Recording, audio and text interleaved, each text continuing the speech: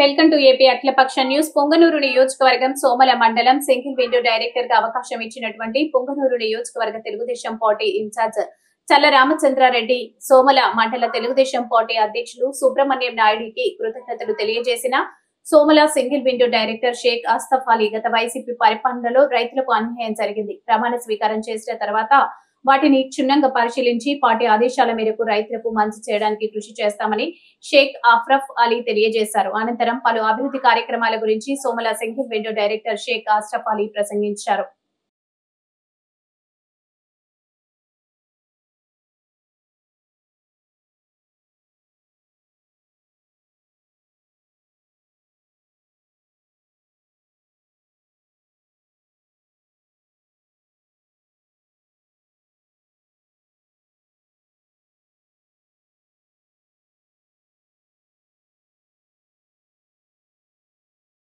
అందరికీ నమస్కారం.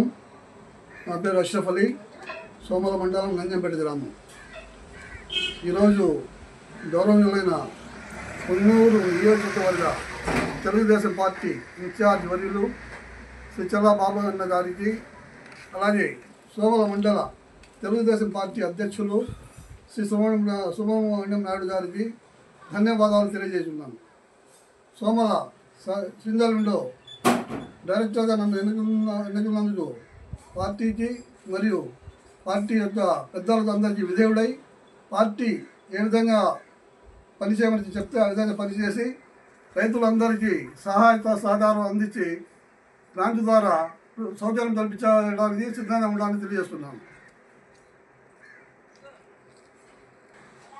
ఇప్పుడు ప్రభుత్వం మా పైన పెట్టిన బాధ్యతను స్వీకరించాం.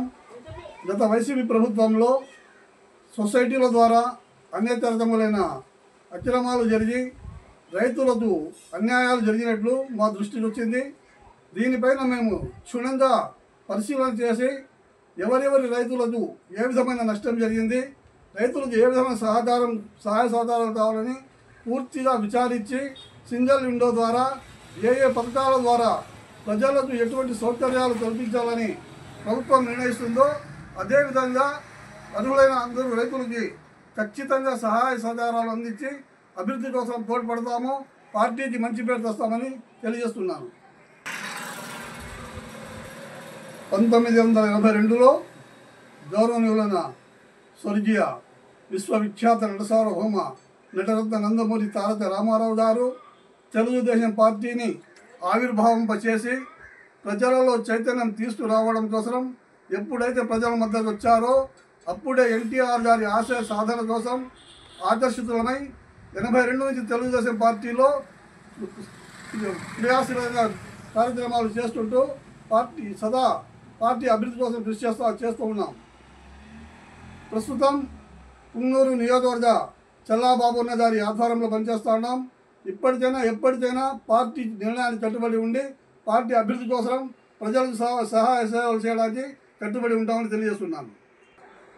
గడిచిన ప్రభుత్వం అనేక హామీలు ఇచ్చి కొన్ని పథకాలతోనే కంటితుడు చర్యలు చేపట్టి యువతను, రైతులను, రాష్ట్ర అభివృద్ధిని కుంజలో తొక్కివేసి రాష్ట్ర అభివృద్ధికి అడ్డుకట్టగా మారింది.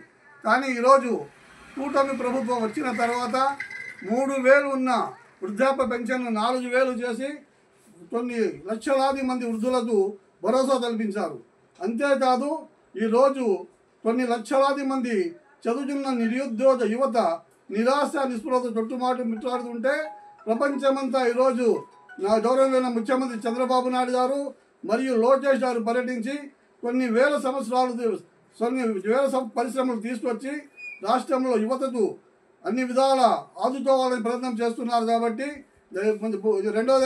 మూడోది ఏమంటే ఎప్పుడైతే జగన్మోహన్ రెడ్డి గారి పరిపాలన అధికారంలో వచ్చారో పేద ప్రజలకు పట్టడి అన్నం పెట్టుకున్న 5 రూపాయలకి అన్నా క్యాంటీన్లు మూసివేసి పేదలకు అనేక రకమైన ఇబ్బంది చేశారు.